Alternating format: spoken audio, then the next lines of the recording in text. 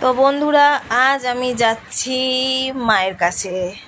অনেক সাধ্য সাধনা, সবাইকে অনেক তেল মাখিয়েছি, একটু নিয়ে চলো নিয়ে চলো, সব নিয়ে চলো, কেউ যায়নি। যাক গিয়ে ফাইনালি ডিসেম্বর মাসে যাওয়ার কথা, আমি এখন যাচ্ছি এপ্রিল মাস। হ্যাঁ, এপ্রিল মাসে, তাও আবার অনেক তেল মাখানোর পর বলল ঠিক আছে। তো গেলাম মায়ের কাছে, গিয়ে এই যে ঢুকছি।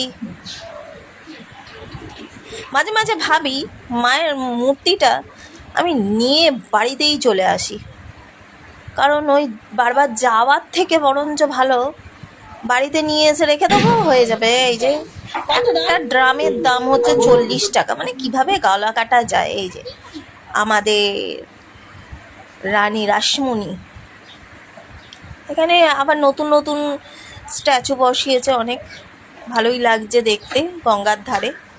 আর এটা তো মন্দিরের পিছন, বাবার মন্দিরের পিছনটা, শিব মন্দিরের।